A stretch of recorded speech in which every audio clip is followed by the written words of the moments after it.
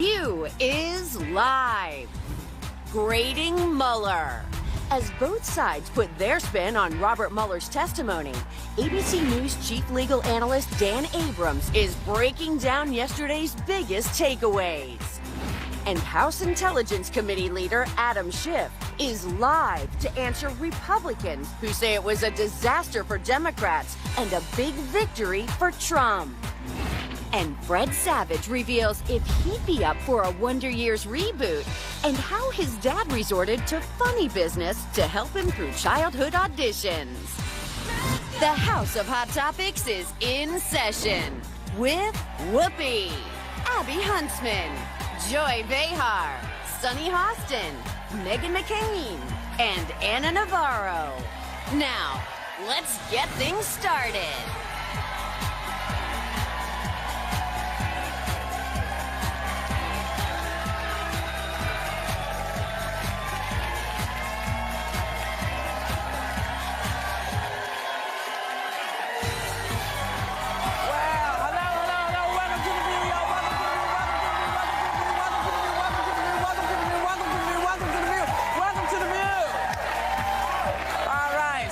Not here today. She has the day off. She's in LA. She's working. She really wanted to be here because, of course, this is the day after the Mueller report. But she's not, and we're here, and we are going to talk about this. So, both sides took very different approaches to their questioning yesterday. Democrats tried to get him to clarify his findings, but most Republicans kind of came for Robert Mueller. Take a look. The president has repeatedly claimed that your report found there was no obstruction and that it completely and totally exonerated him. But that is not what your report said, is it? Correct. It is not what the report said. Did you interview Mifsud? Can't get into that. Is Mifsud Western intelligence or Russian intelligence? Can't get into that. A lot of things you can't get into. You can charge all kinds of people who are around the president with false statements, but the guy who launches the guy who puts this whole story in motion, you can't charge him. In your investigation, did you think that this was a single attempt by the Russians to get involved in our election, or did you find evidence to suggest they'll try to do this again? No, it wasn't a single attempt. They're doing it as we sit here. So here to help us break down what went down yesterday, please welcome ABC News chief legal analyst Dan Abrams. Hello, Dan. Hello, Dan.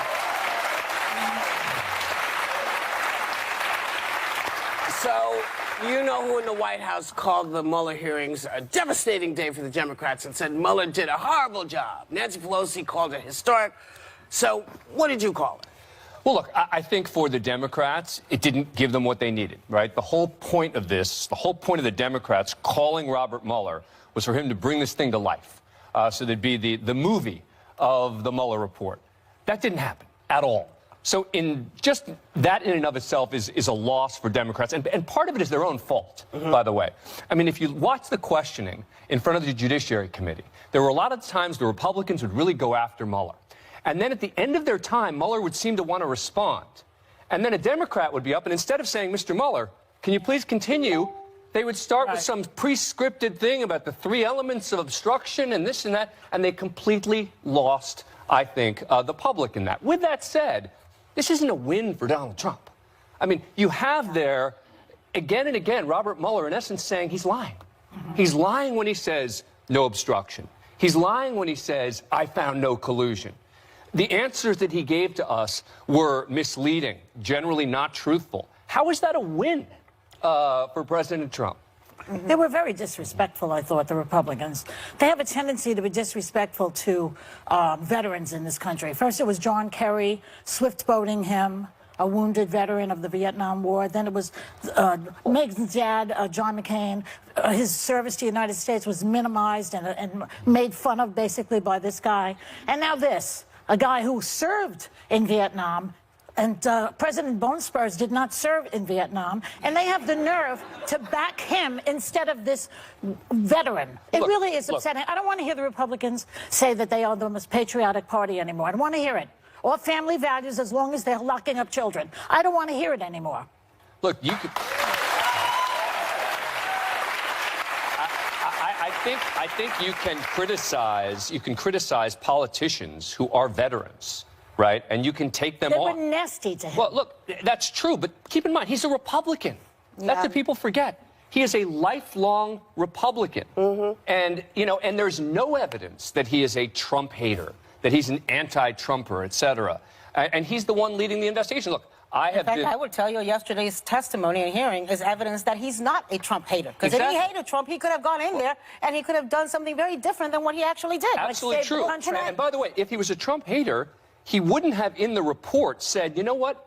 I'm not going to decide whether a crime was committed here. You know why? Because if you read the report, it is clear they believe that the elements were there for obstruction of justice. So there's an argument that Mueller did Trump a huge favor by not declaring that in the report. So this idea that he's sort of out to get Trump, you know, just doesn't make any sense. Now, with regard to his staff, you can have different discussions about that.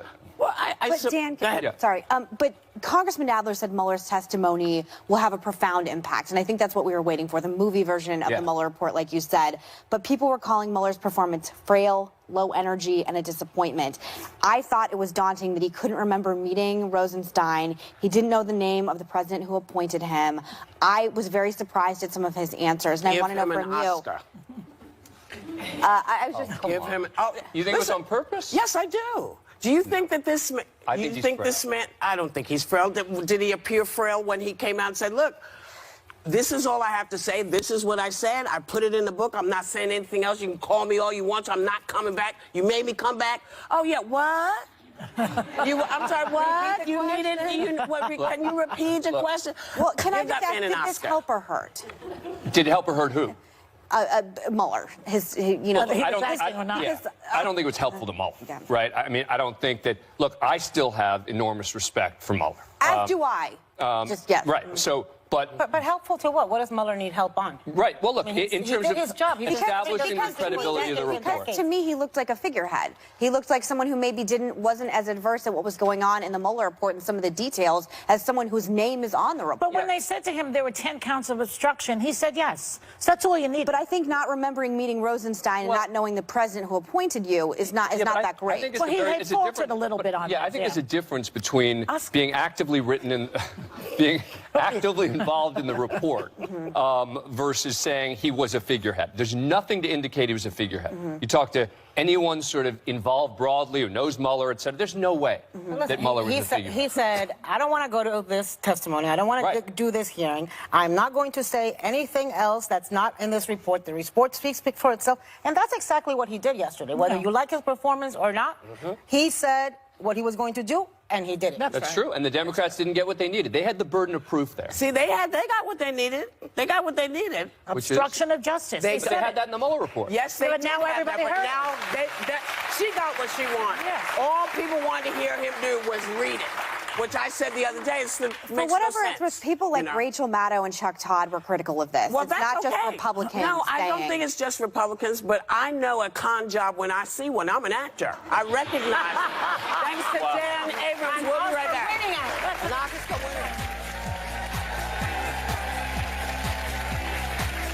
How does House Intelligence Chairman Adam Schiff feel about the president doing a victory lap over Robert Mueller's testimony? Did it take impeachment hearings off the table for Democrats? He's live on The View. Next.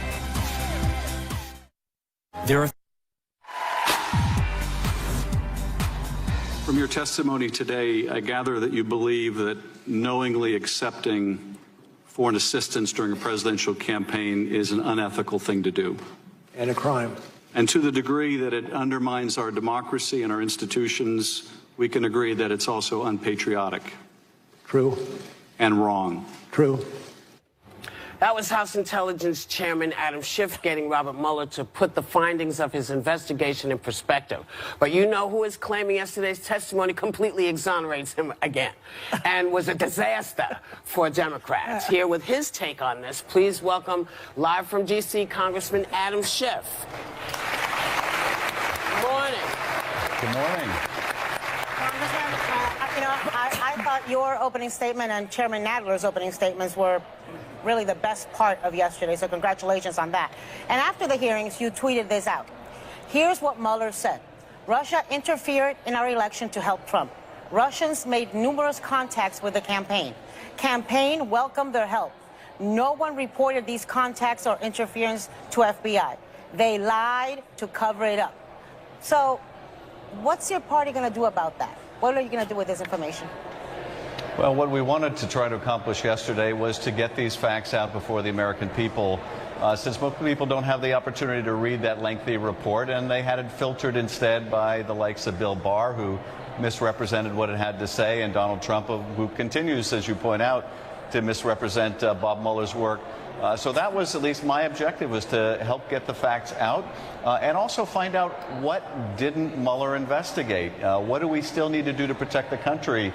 And it was clear to me anyway yesterday he did not follow the money. So someone needs to do the investigation into money laundering. Were the Russians laundering money through the Trump businesses?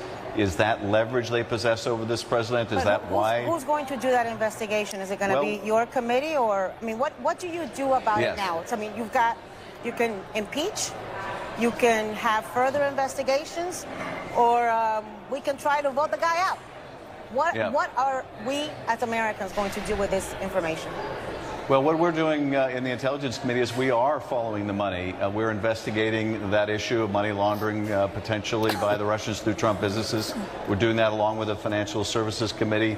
We're investigating whether the Gulf countries use their economic leverage to influence U.S. policy. We're investigating whether people who are in the administration now have security clearances when they should have been rejected. People who tried to set up secret back channels through Russian diplomatic facilities like Jared Kushner. So we are doing the investigations, and as you know, we're having a vigorous debate about whether we need to go beyond investigation to impeachment, and if so, when that should be done. So we are affirmatively working on all these issues. From the Intel Committee perspective, it's all about protecting the country. Congressman Schiff, first of all, it's joy. I want to tell you, I thought you were just fantastic yesterday, a statesman par excellence. So doing what you did, and thank you for coming on the show today. And you said that following the money wasn't just a moral issue, it was a national safety issue. I thought that was an interesting comment. Why do you say that? Can you elaborate? Well, you know, if you look at the president's effort during the campaign to make millions, hundreds of millions, according to special counsel, from this Trump Tower in Moscow, while concealing it from the American people, reaching out to the Kremlin, having phone calls with the Kremlin, emails with the Kremlin. Michael Cohen said that he felt, and he was convinced the president did too, that without Putin's approval, they were never going to get this project done.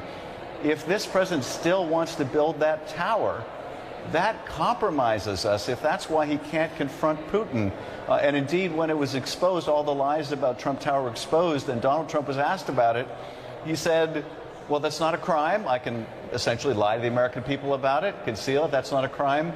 And more than that, why should I miss out on those opportunities? Why should I miss out on all that money? If that is still his attitude today, then the campaign was not only the greatest infomercial in history, but the very presidency is a continuation of that infomercial. Congressman, this is Meghan McCain. You have claimed for years now that you have a smoking gun of evidence of collusion. Your quote is ample evidence of collusion. You said that. But Robert Mueller in his investigation found that there was no collusion. So can you share with us right here, right now, on The View, the evidence that you have and explain why Mueller was wrong yesterday? Well, first of all, Mueller wasn't wrong. Mueller started out by saying we didn't address the issue of collusion. So those who are saying no collusion, what's your they're evidence? just wrong. You've been saying that on TV for years. Well, I will tell you, and I've also been saying, as you know, that the evidence is in plain sight, not hidden anywhere. And we went through that evidence. The Russians offered dirt on Hillary Clinton in writing and sent it to Don Jr. And Don Jr.'s response was in writing and said, as for your offer of foreign illegal help, I would love it. He accepted the offer. They set up an overt act in furtherance of that, the secret meeting at Trump Tower, and they lied about it. You have an offer of illegal help. You have the acceptance of that offer. You have an overt act in furtherance of that conspiracy. That is, I think, by any rational American's expectation, the personification of collusion. Now, Bob Mueller had a different question he needed to analyze, which is, can I prove each of the elements of the crime of conspiracy beyond a reasonable doubt? And as you know, well before the Mueller report, I was pointing out to the public, there's a difference between what we understand as collusion and whether you can prove all the elements of crime. So would you consider yesterday a big win for Democrats? Would you consider yesterday a big win for Democrats? I would consider it a win for the American people that they got to hear from the person who did the investigation. They got to hear, unfiltered by anybody else, what he found. For the former director of the FBI and the special counsel to say, effectively, the president acted immorally, unethically, unpatriotically, and likely in a criminal fashion, the American people needed to hear. If you're measuring whether this is a success in terms of whether it brings us closer to impeachment or not, that was not my object with wanting him to come in. My object was to find out what work did you do, what conclusions did you reach, and what work do we need to do to follow up on counterintelligence or compromise information to protect the country. Chairman, has it brought you closer to an impeachment inquiry? I don't know. Because the facts that he testified were not new. They were from the report as we expected they would be. I was, I think, very circumspect about what we would hope to get from the hearing on that issue. I tried an impeachment case in the Senate 10 years ago against a corrupt federal judge, and we convicted him. And I have a good idea, I think, about what it takes to get a conviction in the Senate. And I'm not the least bit sanguine about that. But the jury that I care the most about is the jury of the American people, and what message an impeachment that results in an acquittal in the Senate will leave for the future generations about this president's conduct. But is that the right question to ask? Can I ask you, is that the right question to ask? Because you just went through the elements and the facts that we know that prove what you said was, the perfect case for collusion. So if we've got those facts, if we've got that information, how do you justify to the American people not following up with an impeachment inquiry? Well, the Constitution provides impeachment as a remedy. It doesn't compel Congress to act and impeach whenever there are grounds for impeachment. And I think we have to consider, what will an impeachment and an acquittal in the Senate say about whether this president's conduct is compatible with office, if the president can later make the claim, having been acquitted, that this is not impeachable conduct. So I do think about what message we are sending today, what message we're sending the country, and whether it makes sense to go down that road knowing what the result will be. I'm keeping an open mind, but I have yet to be fully persuaded. And before we take the country through what will probably be a year-long and certainly very centrally focused effort by the Congress, I want to make sure that it's the right thing to do for the country. And may I add that he will present himself as a victim, and that may not play well. So the main thing is to get him out. Let me ask you. There's no question. Yeah. Yes. Let me ask you this, because Mueller made it very clear that Russia meddled in our elections. The Republicans haven't done anything to fix it. McConnell doesn't want to be bothered. Let's be honest. They are really helped by it. They're the party that Russia wants in power. How do you fight that? How do we stop foreign governments from interfering in the future? I mean, they're doing it all over the world, apparently. Paper ballot. Well, I mean, this is, one of the other hopes of having Bob Mueller come in, which is to make the case why we need to protect our elections infrastructure, why we need to redouble our efforts, that the Russians have never stopped meddling and they're going to continue to meddle. And I think the reason why probably the most powerful moment in the hearing for me was when Mueller acknowledged that he's already worried that this is the new normal, that is, that American candidates are going to think it's okay to receive foreign assistance. And if we get to that point, then we are truly sunk. And of course, the one who's rationalizing, normalizing all this is the President of the United States. We can only partially control what the Russians do. We can control, though, what we do. Right. And it's going to fall on the American people to say, that's not okay here, and anyone who thinks it is needs to be voted out of office. Here's the thing, Congressman. It's up to you all. This is in your hands. Yes. This is in all of your hands, both the Republicans and the Democrats. You are sitting with the power to make this change. If you allow people to continue to break the law, continue to flout the idea that because there's some sort of mini new thing that someone's written in and they've decided they're not going to come and do what any other American would have to do, then this is going to be on your backs, because we can't do anything until y'all do something. So y'all need to do this. Yep. We thank you for coming, Adam Schiff. We'll be right back.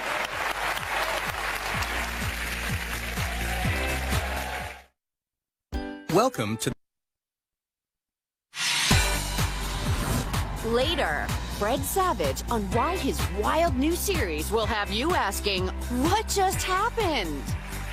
Welcome back. We want to get some good news into the headlines right now. So on Tuesday, the bill that authorizes long-term funding for the 9/11 Victims' Compensation Fund was overwhelmingly passed. The only two who voted against it, keep these names in mind, were Senators Rand Paul and Mike Lee. Bye!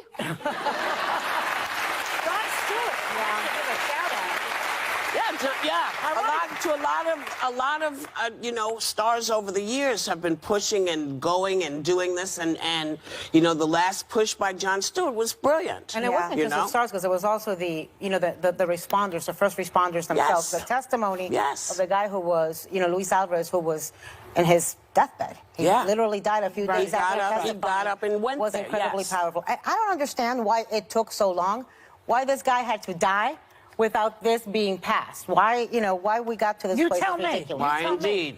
You're in that party. You Posture. tell me. That's Posture. Rand Paul. I don't know. I don't understand it. I'm not a Rand Paul Republican. Oh, well. Well, he's not really a Republican. He's more of a libertarian. I'm not a Rand Paul and human. He votes with them.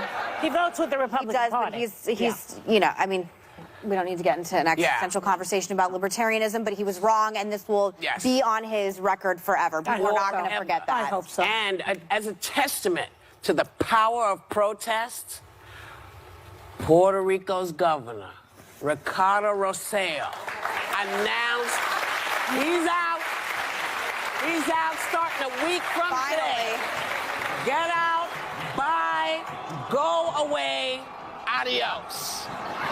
You know, can we talk a second about this? Because I remember, I think it was last week, I was railing on about how people are not taken to the streets the way we did during the Vietnam War and all this other stuff. And here you have Puerto Rico doing what we should be doing, in my opinion.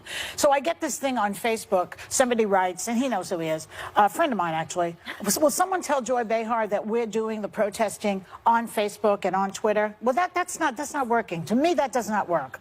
First of all, it goes into the ether somewhere. But if you can't go, if you can't did go, in the Arab Spring. I mean, it had a huge impact on Arab Spring. I don't see it as the same thing. Well, let me tell you. See in Puerto Rico, when I saw what was happening in Puerto Rico, and let's remember, they have been protesting now through heat, through rain, day after day, in the nights. I mean, it's been over 10 days that they have been because they went through hell with that hurricane.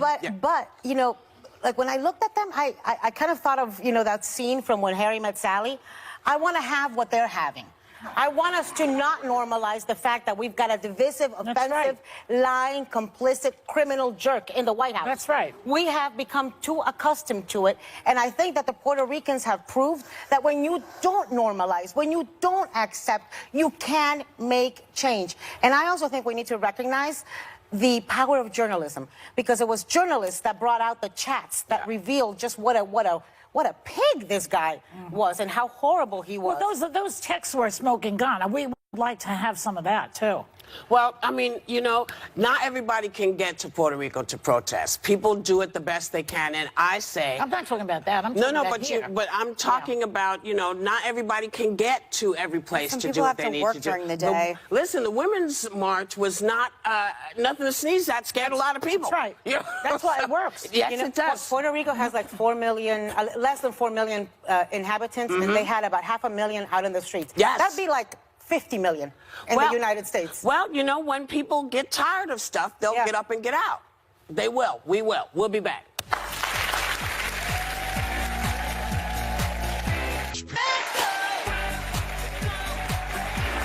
Welcome back. We're talking about protests just before we went to break, and I just want to bring up two things that I have questions about, and that is what is sacred? What does sacred mean to people? So hundreds of Native Hawaiians spent the last week at the foot of a dormant volcano, Mauna Kea, which they consider to be sacred ground, to protest the construction of a $1.4 billion telescope. Now, actor Dwayne Johnson joined the protest yesterday, but here's my question. Who decides what is sacred ground to people? I mean, we've seen it with the Native Americans. People just say, well, we're going to put the pipeline on your land. So is it okay to say, well, we're going to put a telescope in the middle of Arlington? That's sacred ground. Right. So who decides what is sacred ground? That is my question to all of us. if we know that your religion believes this to be sacred ground and it's been that for thousands of years, why isn't that good enough? And where are all the religions? Where are all of them? Aren't they? Shouldn't they be saying, hey, listen, these are people's religious beliefs. Get off of them. Because I keep hearing about this war.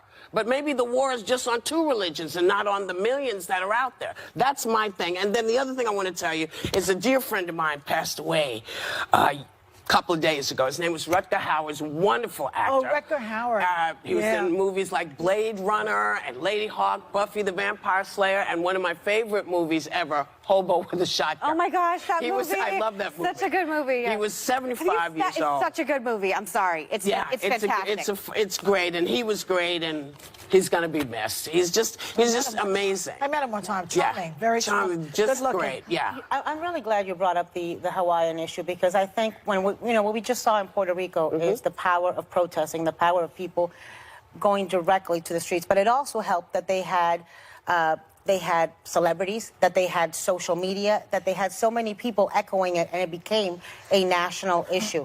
And so because they're in Hawaii, we can't forget them.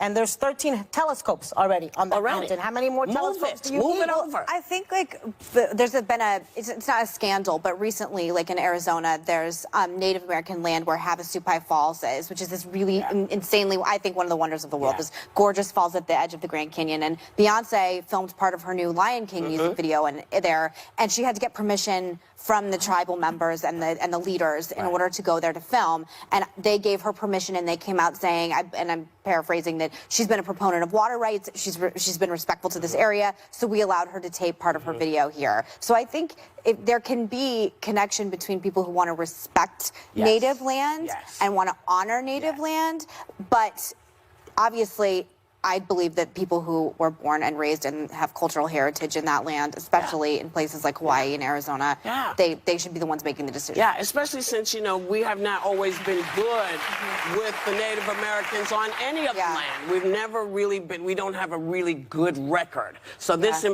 is important, and I hope you look into it and wonder, if I feel it's sacred, why can't you? We'll be right back. Does Trump know Hawaii?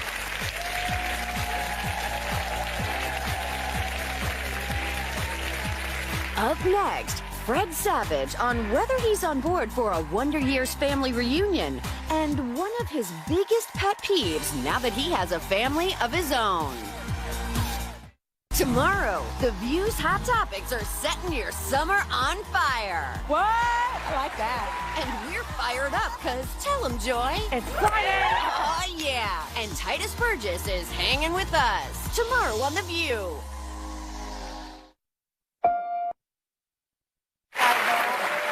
We watched Fred Savage grow up in the front of the cameras since the iconic series Wonder Years, and he's spending the summer on one of the most talked about, appropriately named new shows called What Just Happened? Yes. Please welcome the fabulous Fred Savage.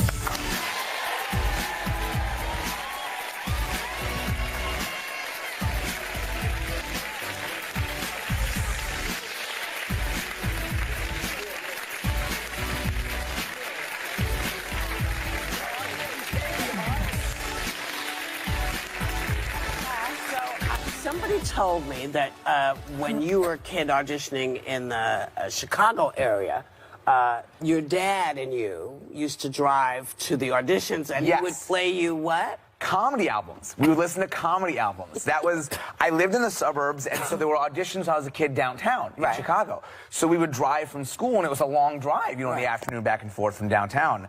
And so my dad, I loved going with my dad because he would, that guy. That's a guy. That's nice. Some head of hair on you. It's a big head of hair. Yeah. There's a lot of volume. A lot of volume. My dad loved that. You grew into it. You think so? My dad, and we would listen to comedy albums on the way, and that was like this thing that me and my dad did that I loved, and they were like, not appropriate, but like I loved it. And How so old were you?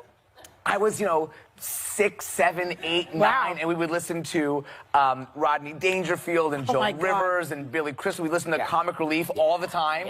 Every time a new album come out, we'd get George Carlin? We didn't do Carlin.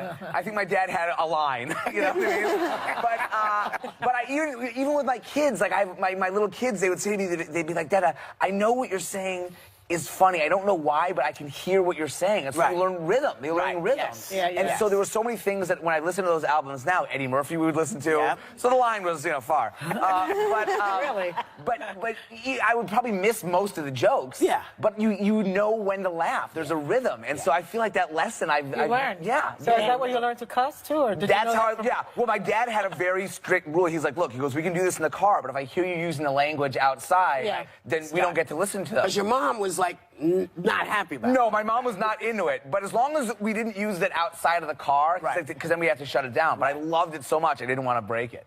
So, there's a lot of reboots going on. As she reminded me, Magnum P.I., Hawaii Five-0, they're all coming back. And they want maybe Wonder Years to come back, but you don't think that's a good idea. Why not? Well, I think it was, the whole conceit of the show was kind of about this time in your life, this finite time in your life that you can't go back to, and that's kind of why people look back on your adolescence with such fondness and heartbreak, and it's a very bittersweet thing because you can't go back. So I feel like it's kind of built into the show that it's really not to be revisited. Well, there's always a new generation that wants to look back. Yeah, well, it's on DVD. It could be done. There's ways to do it. My mom will show you. She shows my kids. Go to my mom's house. She'll tell you all about it. Well, first I have to tell you, I was so sad Friends from College got canceled. I loved that show. Meghan. I watched every you. episode. Please bring it back. I would love it if ABC would just get on top of that. Anyway, but you've directed 200 episodes of Modern Family, The Connors. You're also one of the creators of your new show, What Just Happened, and you play a heightened version of yourself. So can you tell us about that? Yes. Okay. So What Just Happened is a show we created, and it's an after show, kind of like Watch What Happens Live or Talking Dead. It's an after show for a show that doesn't exist. And so we came up with a show called The Flare, which is this big post-apocalyptic drama. And the first 2 minutes of our show is the last 2 minutes of an episode of The Flare. And so it always ends, yeah, you get it, right? It's funny. Thanks, man. And so it always ends in some moment of suspense or high drama, and it kind of minimizes in the bottom of the screen when the show's over and it cuts to me on stage. I go, what just happened? That was crazy. And then we have an after show to talk about it. And you brought us a clip, I understand. Yes, so this is Shiri Appleby is one of the actresses on The Flare. She's the best. Roswell, love that show too. Great, Unreal, she's amazing. And she gives me a tour of the set of The Flare. But because it's super top secret, and because it's really not real, we have to blur a lot of things out. Let's watch it. The clip. The real heroes of this production is the prop department. Is that what I think it is? It is. Does it work? Of course. Are you kidding me? The engineers spent millions building it. Oh my gosh. How did you do that? Right?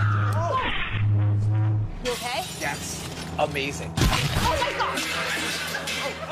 And so as the piece goes on and on, more and more gets blurred out. And so it's just my head, and I'm on set and can't show anything. So it's a lot of fun. Since you play a TV host now, we found a clip for Throwback Thursday of you from 30 years ago with a real TV host, Johnny Carson. I miss him so much. So let's take a look at the clip. Okay. Somebody said you met somebody you really admired at the show. Clint Eastwood? Clint Eastwood, yes. Yeah. I really liked it. What was that like to be a kid? What do you remember from that? When you're doing it, and you can applaud. You can applaud. Go with it. If you feel it, go with it. It's funny, when you're doing it, you don't quite realize what's happening, but sitting here with you guys now, looking at that, it's amazing to trace the line from that to here today. Meghan, you were saying, I started as an actor, then a director, then a producer, that, you stick around long enough, you start to wear all these hats, and to just connect to that kid standing across from Johnny Carson is it's amazing. It's much cooler now. You owe it all to your father. I owe it all to my father and the hair and those comedy tapes. I owe it all to my dad. What about your wife? I hear you married for 15 years. We're going to have 15 years in 2 weeks. Yeah. In 2 weeks. Yeah, that's Jennifer. She's great. She's great. Any complaints? A couple. 15 years. You have a photo. Do you guys have this photo? They show this. Look at that. She's a monster. I do that. I do that. Oh, Meghan. I do that. My wife's great mom, terrific partner, very supportive, love her to death, 15 years. But that's just, you can't, lock her up. Inside, there's something wrong because you can't do that. That's just bad behavior. You do that, Meghan? Why? How much harder is it? also makes my husband insane. How much harder is it just to do the thing, you know? Then I'm sorry. Fred Savage told me to stop doing it. My husband does it, and it drives me. And I want to crawl up the walls. But here's the solution. All right, well, we got to get those two together, Jenny and your husband. They now, There's toilet paper they now everywhere. sell those things that don't hook on both sides. They just hook on one. Yeah. So there's actually a Solomonic solution. All right, great. So we've made it easier. The hassle of changing a toilet paper roll, we've now removed that. Put one on each side. Wait, I have to ask you about one more thing. But I love her very much. Of course. We know that. And I'm so lucky that she's staying with me. There's a cause close to your heart. There's a story of a poor girl who thinks she looks like you. Can you explain? Yes.